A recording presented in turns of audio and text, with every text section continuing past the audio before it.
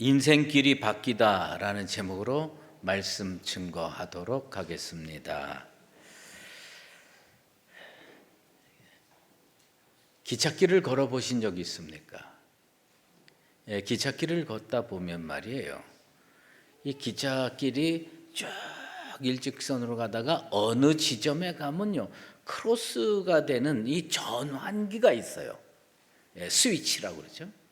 그러면 그쪽 기차 가다가 그 전환기가 착 하면요, 지금까지 가던 길과 기차는 정 다른 길로 가게 됩니다.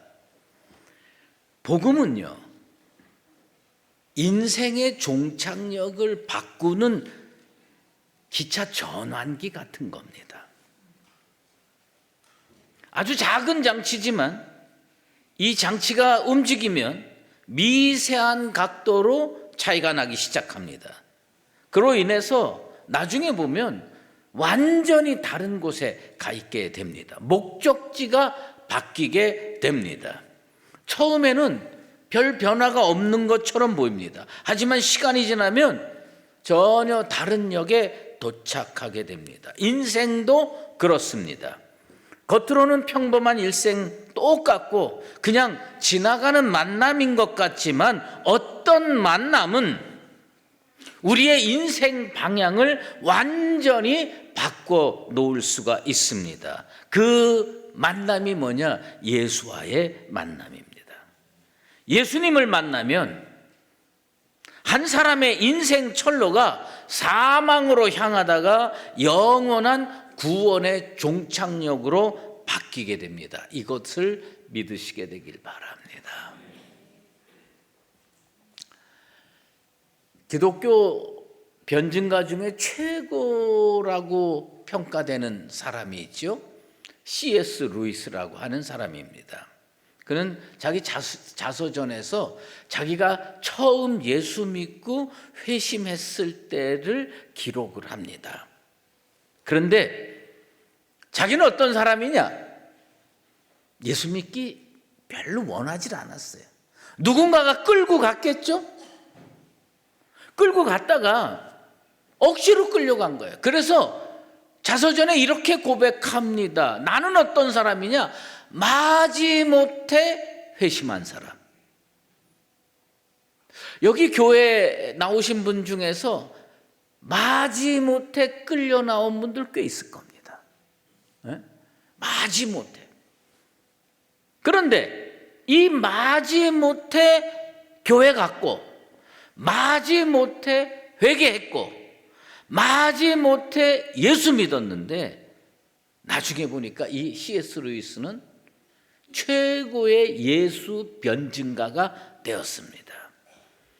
기차 전환기로 마지못해 길이 바뀌었어요. 그런데 나중에 가보니까 그것은 지옥이 아니라 천국이었다는 겁니다. 세상에서 가장 큰 축복이 뭘까요? 돈 많이 버는 거예요? 명예 얻는 겁니까? 성공하는 겁니까? 예수 만나는 겁니다. 오늘 이 자리가 예수 만나는 자리 되기를 주의 이름으로 축원합니다. 이 만남으로, 예수를 만남으로 지금까지 상상도 못했고 그렇게 갈 거라고 생각도 못했는데 우리의 인생 종착역이 달라질 겁니다. 오늘 이 교회에 초대된 분들, 예수님 앞에 인도된 분들, 그런 복된 전환의 역사, 예수로 인해서 인생의 종착역이 달라지는 복된 역사가 일어나게 되기를 다시 한번 주의 이름으로 축원합니다. 오늘 말씀은요, 주님의 사자가 빌립에게 말하는 장면으로부터 시작이 됩니다. 이 주님의 사자는 성령이라고 할 수 있죠. 성령께서 빌립에게 얘기합니다. 일어나서 남쪽으로 향하여 예루살렘에서 가사로 내려가는 길까지 가라. 주님의 명령이 이 시대에도 이렇게 명확하게 이루어지면 참 좋겠어요. 근데 딱 주님의 명령이 떨어지는 겁니다. 성령을 통해서 빌립에게 말씀하시는 겁니다. 예루살렘으로부터 가사로 내려가는 길로 가라. 그래서 순종해서 갔어요. 갔는데 거기서 에디오피아 내시를 만나는 겁니다. 사도행전의 주인공은 사실 두 사람이에요. 베드로하고 사도 바울. 두 사람. 전반부는 베드로가 주인공이고 후반부는 바울이 주인공이에요. 그런데 사도 바울과 사도 베드로의 이야기로만 사도행전이 꽉 차 있으면 얼마나 밋밋하겠어요. 그런데 거기에 조연이 두 명 나타납니다. 누구냐면 스데반과 그리고 오늘 본문에 나오는 빌립입니다. 스데반도 평신도였고 빌립도 집사였습니다. 베드로와 사도 바울은 전문 사역자라고 할 수 있고 이분들은 그저 예수 열심히 믿고 교회에서 신앙생활 열심히 하는 집사님들이었어요. 초대교회 예루살렘 교회에 문제가 생깁니다. 헬라파 과부와 히브리파 과부가 갈등이 일어납니다. 누가 더 보조를 많이 받을 것이냐. 이 문제로 갈등이 일어날 때에 사도들은 그렇게 결정합니다. 야, 우리가 이런 것 때문에 서로 신경 쓰고 그러면 안 되겠다. 우린 그저 말씀에 전념하고 기도에 전념하고 이런 일들은 집사님을 뽑아서 맡기자. 그래가지고 성령과 지혜가 충만한 사람 7명을 뽑습니다. 그 7명 중에 스데반이 들어가고 빌립이 들어갑니다. 근데 오늘 읽은 사도행전 8장은요 빌립의 장입니다. 처음부터 끝까지. 그것은 무엇을 의미하느냐? 초창기 초대교회 때 매우 중요한 역할을 했다는 겁니다. 전문 사역자가 아니었는데도 불구하고 집사였는데도 불구하고 평신도였는데도 불구하고 너무너무 중요한 일을 했다는 거예요. 그래서 성경에 기록이 되어 있습니다. 하늘 생명록에 너무너무 중요한 믿음 생활을 한 여러분들의 이름이 기록되기를 주의 이름으로 축원합니다. 어느 날 주님의 사자가 빌립에게 가사로 내려가는 길까지 가라. 즉각적으로 순종합니다. 가서 보니까 에디오피아 여왕 간다게의 국고 관리인, 뭐 아주 권력이 대단했겠죠. 우리나라로 얘기하면 재무부 장관이라고 할 수 있겠죠. 근데 이 내시가 에디오피아에서 예루살렘까지 예배하기 위해서 찾아왔다가 돌아가는 겁니다. 우리가요 성경의 이 부분을 읽을 때 큰 감흥이 없으면 참 우리 상상력, 믿음의 상상력이 부족한 겁니다. 에디오피아에서 예루살렘까지 온 거, 이게 키로수로 몇 킬로냐면요 2400km입니다. 2400km. 이게 오늘날 같이 무슨 비행기 타고 2400km면 그저 한 2시간 반 정도 휙 하고 날아갔다가 휙 하고 오는 게 아니에요. 그때는 수레 타고 가니까 하루에 30km씩 열심히 간다고 그래도 2400km면요 80일 갔다 와야 되는 거예요. 가는데 80일, 오는데 80일. 그럼 160일이 드는 거예요. 이게 얼마나 대단한 일이에요. 뭐 하려고? 예배 한번 드리려고. 그가 얼마나 정말 사모하는 심령이었을까요? 진리에 대해서, 하나님에 대해서 사모하는 거예요. 요즘에 2400km요 금방 갔다 오는 분들 계세요.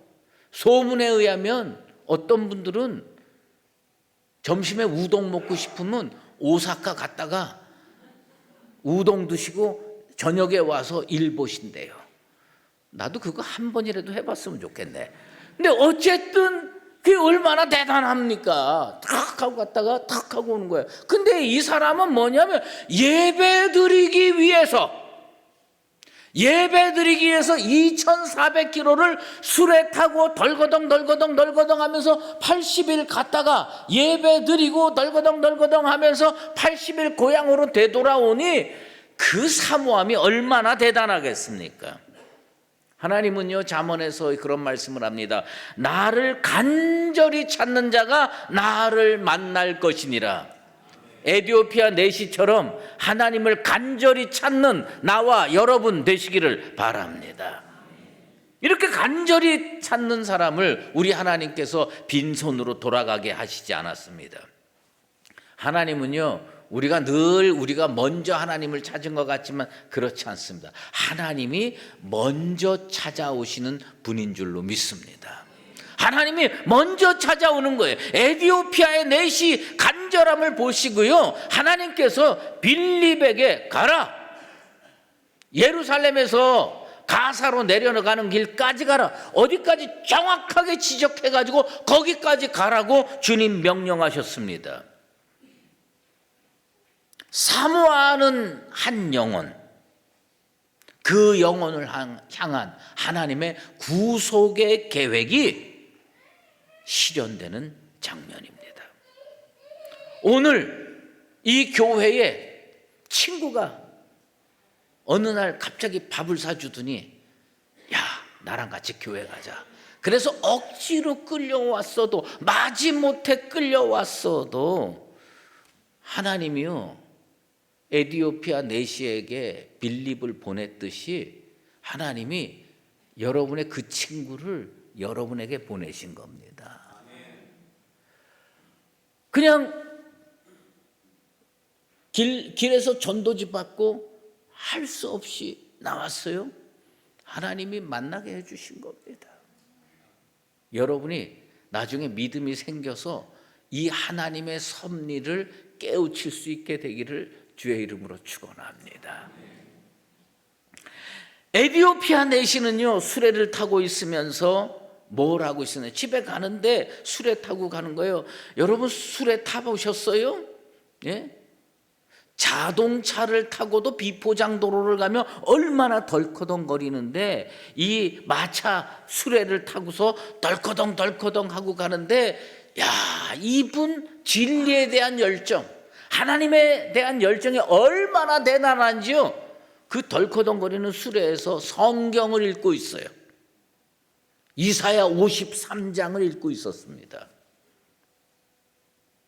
저는 버스 타거나 지하철 타서 그 안에서 무슨 책을 읽거나 뭐 휴대폰으로 뭐 이런 거 못합니다. 매식매식 해가지고.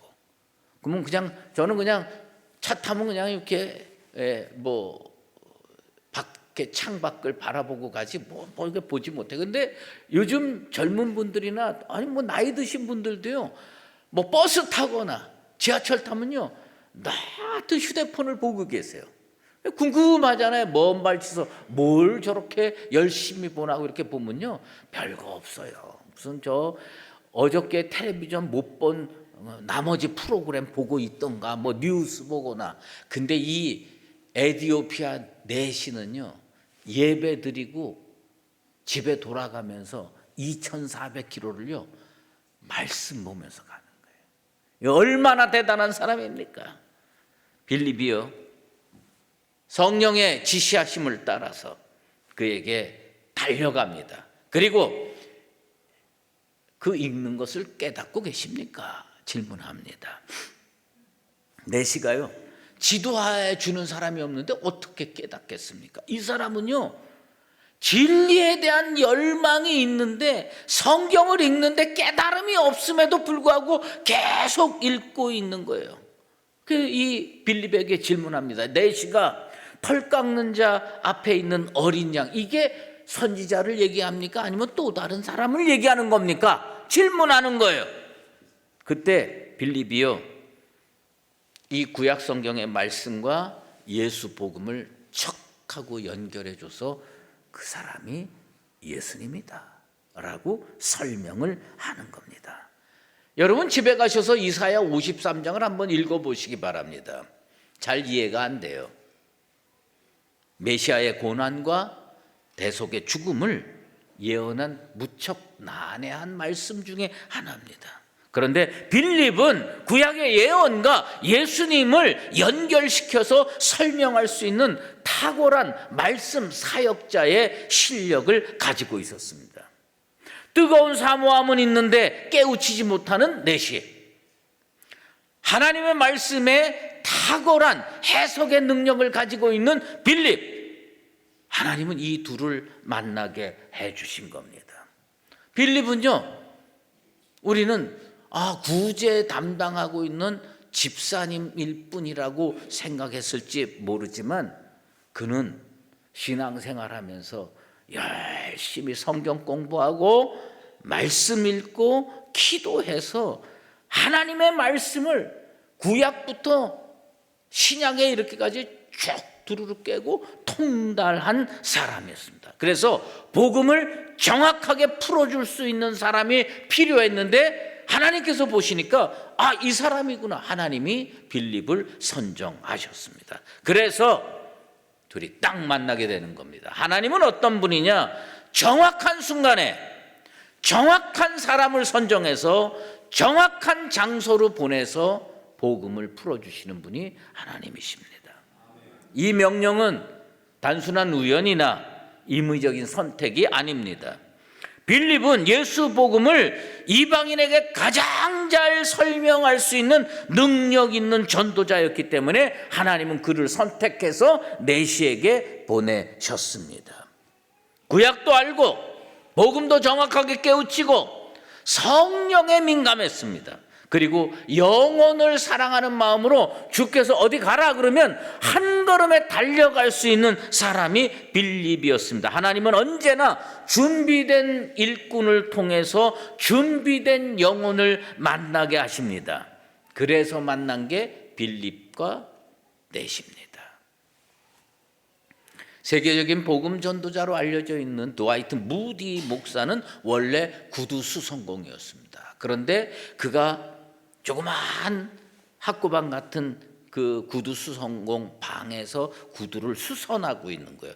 구두 제조업자가 아니라 구두 수선공이에요. 그러니까 구두 신고 왔다가 뭐 문제가 생기면 와서 여기 좀 꿰매 주세요. 요거 좀 고쳐 주세요. 그리고 구두 수선을 하고 있는데 에드워드 킴블이라는 교회 학교 선생님이 와서 너 예수 믿어라. 그리고 매일 와서 복음을 증거하는 거예요. 어느 날 무디가 다 깨우치는 겁니다. 예수님이 나의 구세주구나. 그 앞에 무릎 꿇고 예수를 영접합니다. 하나님께서요, 인생에 소망이 없이 살아가던 무디에게 복음을 든 에드워드 킴볼 선생님을 탁 보내서 예수 믿게 했고, 그로 인해서 그 인생길이 달라져서 그는 전 세계에서 가장 많은 사람을 변화시킨 복음 전도자가 될 수 있었습니다. 에티오피아 내시는 어떤 사람이냐? 말씀을 들을 준비가 된 사람이었고, 빌립은 어떤 사람이었냐? 말씀을 전할 준비가 되어 있는 사람이에요. 우리는요, A라는 친구와 B라고 하는 친구가 만나서 야, 교회 가자. 그리고 여기 와가지고 교회에 앉아있다고 생각하지만 거기에는 하나님의 섭리가 있습니다. 말씀 들을 준비가 되어 있는 사람, 말씀 전할 준비가 되어 있는 사람, 주께서 이들을 만나게 하셔서 하나님의 교회에 나오게 된 줄로 믿습니다. 이 두 사람의 만남은요, 은혜와 축복으로 이어졌습니다. 에티오피아 내시는 먼 거리를 여행하면서 예루살렘까지 예배하러 온 사람이었고, 예배 후에 집으로 돌아가는 수레 안에서도 이사야서의 말씀을 읽으며 하나님을 찾고 있었습니다. 하지만 읽으면서도 의미를 깨닫지 못했는데 우리 주님께서 그 간절한 목마름을 해결해 주시려고 빌립을 준비해서 그를 만나게 해 주셨습니다. 근데 제가요, 이 말씀을 읽을 때마다 궁금한 게 늘 있었어요. 여러분 성경 읽으면서 그런 질문을 하셨는지 모르는데, 하나님, 왜 하필 집사입니까? 아니 예루살렘에 예수님의 12제자가 눈이 시퍼렇게 살아있는데 왜 하필 집사입니까? 베드로를 보내셔도 되고 요한을 보내셔도 되는데 왜 하필 집사입니까? 여러분, 예루살렘에서 가사가 가깝습니까? 사마리아에서 가사가 가깝습니까? 예루살렘에서 가사가 훨씬 가깝습니다. 근데 그 예수님의 제자들 예루살렘에 있었어요. 그러니까 제가 성령이라면 야, 너 가까이 있잖아. 그리고 베드로를 보낼 수도 있었고 요한을 보낼 수도 있었는데 훨씬 멀리 있는 빌립을 주께서 보내십니다. 왜 그랬을까요? 저는 그렇게 생각합니다. 가장 적합한 사람이었다. 하나님이 보시기에 이 에티오피아 내시를 주님 앞으로 이끄는데 가장 적합한 사람이 누구냐? 빌립이었다는 겁니다. 어쩌면 베드로가 적합했으면 베드로를 보내셨을 거고 요한이 적합했으면 요한을 보냈을 텐데 왜 하필 하나님은 빌립 집사를 보냈을까? 그건 뭐냐면 가장 적합했기 때문입니다. 여러분 교회 어떻게 나오셨습니까? 여러분 교회 여러분 바로 옆에 앉아있는 그분이요 하나님이 가장 적합하다고 생각해서 보내신 분인 줄로 믿습니다. 그래서 온 거예요. 그래서 온 겁니다. 말씀 듣고 내시는 복음을 깨달았습니다. 예수를 영접했습니다. 변화되었습니다. 내시는 길 가다가 물 있는 곳을 보면서 빌립에게 그렇게 얘기합니다. 내가 세례를 받으면 무슨 거리낌이 있겠습니까? 무슨 얘기입니까?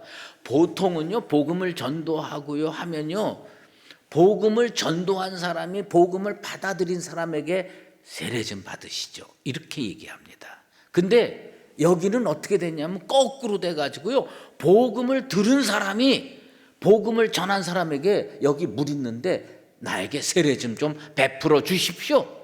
자기가 오히려 요청을 했어요. 그래서 즉각적으로 세례를 베풀었습니다.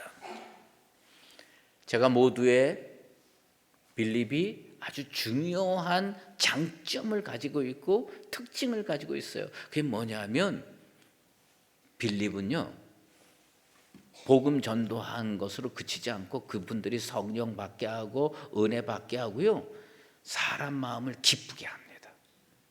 어떤 사람은요 똑같은 말씀을 전하도요 듣고 나면 우울해.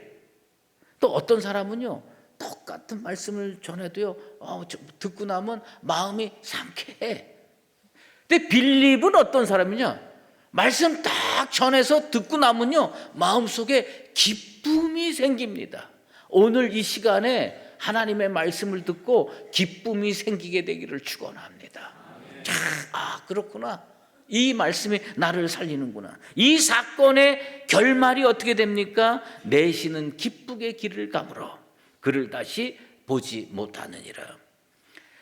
하나님께서요 빌립을 내시에게 보내지 않았더라면 고향 돌아가는 2400km가 어떻게 됐을까요? 계속 보는데 무슨 말인지를 모르는 거예요. 여전히 흑암 속에 있어. 여전히 어둠 속에 있어. 여전히 깨우치지 못하고 있어. 그런데 빌립을 하나님이 탁 보내셔서 풀어주시는 거예요. 깨우치게 하는 거예요. 오늘 이 자리가 하나님께서 여러분들의 그 어두운 진리에 대한 어두움을 활짝 열어서 밝음으로 인도하고 깨우침으로 인도하고 구원으로 인도하게 되기를 바랍니다. 딱 그렇게 되는. 그래서요 돌아가는 길이 똑같은 길이었어요. 에티오피아에서 예루살렘 올 때와 돌아가는 길이 똑같은 길인데 전혀 다른 길이 됐습니다. 그것은 뭐냐? 올 때는 어두움이더니 갈 때는 밝음이었어요.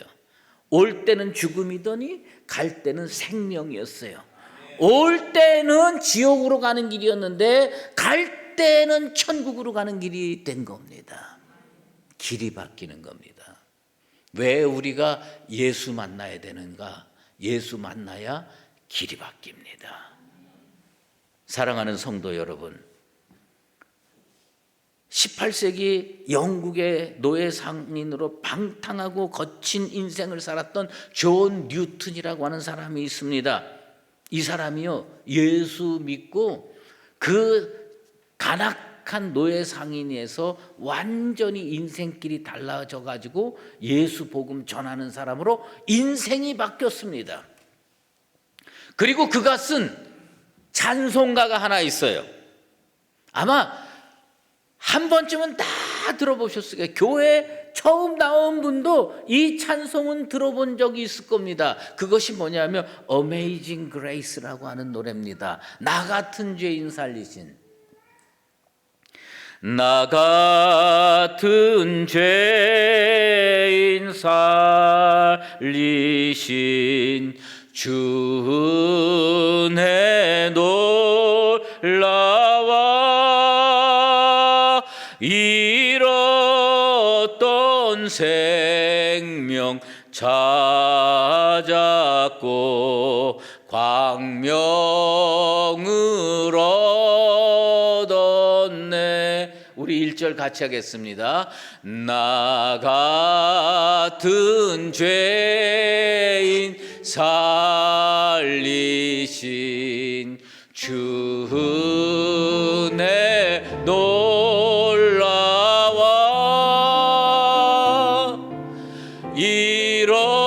잃었던 생명 찾았고